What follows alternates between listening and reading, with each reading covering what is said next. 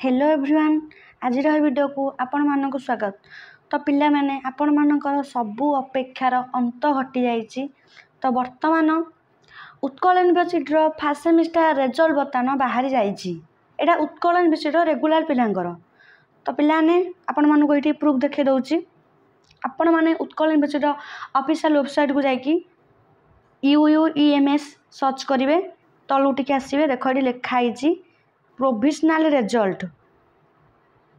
तो ये देख पिला माने ये लिखाई provisional result of UG all semester जो लिखाई आपंकर declaration of provisional result of +3 first semester regular examination 2024 जो माने NEP 2020 अंडर रे एग्जाम देइथिले +3 फास्ट सेमिस्टर पिलांकर रिजल्ट बर्तमान बाहरी सारी एते मास पर 5 मास पर रिजल्ट बाहरी।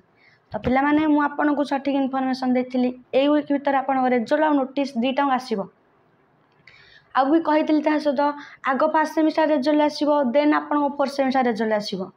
तो आपन भीतर केतिकी पिला कमेंट कोसंती ना मैम रिजल्ट आपन फेक कहउसंती तो बतन देखो ये मु कहितली कि नै ए वीक भीतर आसीला। तो आपण माने आम चैनल बहुत सारा भल पाइबा दियंतु, आम चैनल को सपोर्ट करंतु, सठिक इनफॉरमेशन आम चैनल आपन मान को दे परिबो।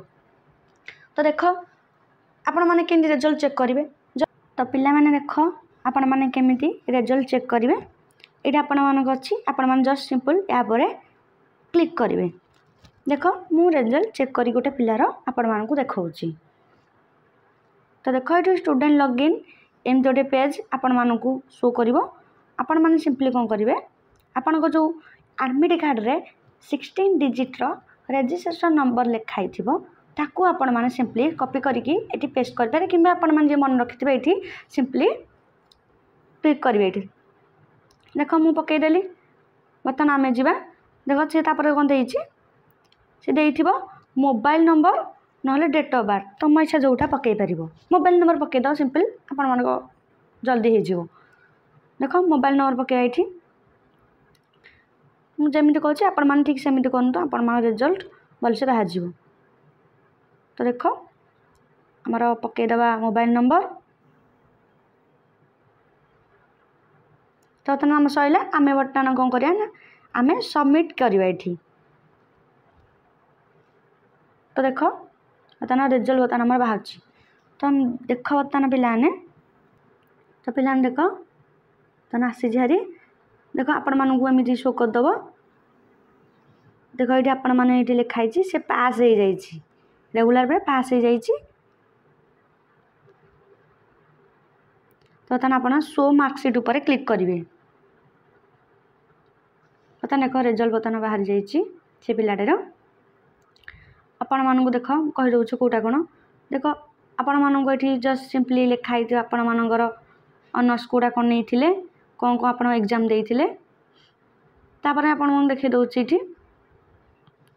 देख ये ग्रेड ये लिखाई थो कौन कौ अनर्स कौ इलेक्टिव कि अच्छी आपण मान कंपलसरी आपण मैंने कौन कौन रखिंट देन आपण मान देख ये देखेब मोस्ट इम्पोर्टाट जोटा आपण मानकर SGPA केते रहिला 8.68 आपणकर रहिला SGPA जे पचार आपण कौन कहबे ना आमर 8.68 SGPA रहिला बहुत भल SGPA पिलाटी रखिछि।